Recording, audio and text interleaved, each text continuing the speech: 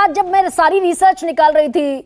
1960 से लेकर 2024 तक, ये तो सच है कि 28% इन्फ्लेशन रेट था इंदिरा गांधी के जमाने में,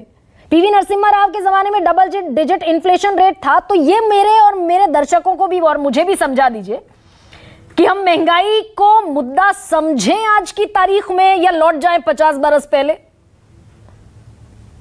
नहीं, 50 बरस पहले पहुंचना इस वजह से मूर्खता है, और मैं सरासर इसको मूर्खता ही बताऊंगा, क्योंकि इस समय सवाल उठ रहे हैं पिछले 10 साल और चुनाव चल रहा है पिछले 5 साल पे, न कि इंदिरा गांधी पे, न ही नेहरू जी पे। ओके, तो वो 50 साल और 30 साल और 30 साल वो भूल जाइए, क्योंकि उसको समझाना मुझे 15 मिनट लगेंगे, आपका कार्यक्रम खत्म हो जाएगा। मोटी बात पे आ जाते हैं। दिक्कत यह है, समग्रता में समझने की आवश्यकता है। बहुत सही शब्द इस्तेमाल किया, मगर समग्रता में समझने की कोशिश नहीं हो रही है। मैं बताने की कोशिश करता हूं। पहली बात यह है कि इसमें कोई दो राय नहीं है कि पिछले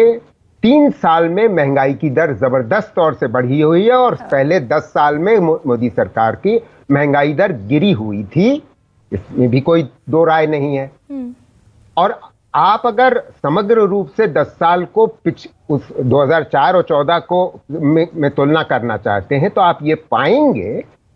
कि पिछले 10 साल में महंगाई दर कम रही है 2004 और 14 के बीच में के तुलना में। मगर अब मैं समग्रता वाले मुद्दे पे जो मुद्दा अभी तक किसी ने नहीं उठाया, और ये मतलब चिंता का विषय है कि हमारे अतुल जी ने भी, बात यह है कि 2004 और 14 के बीच में रोजगार पैदा हो रहा, और रोजगार इस रफ्तार से पैदा हो रहा था गैर कृषि क्षेत्र में कि मजदूरी दर बढ़ रही, रियल वेजेस बढ़ रही थी। रियल वेजेस का अर्थ होता है कि इन्फ्लेशन को ध्यान रखते हुए,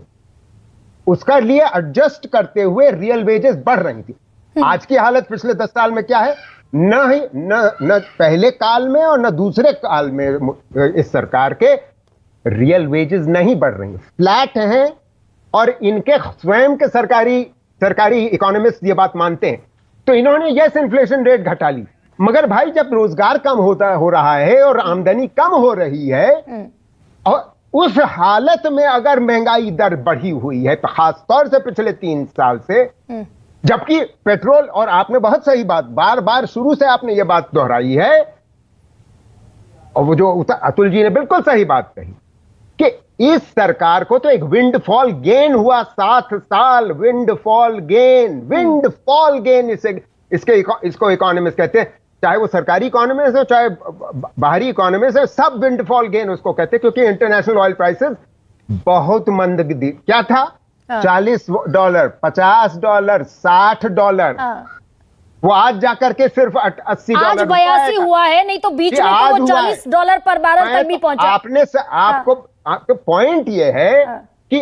यूपीए के दौर में अंतरराष्ट्रीय प्राइसेस ऑयल के 100 से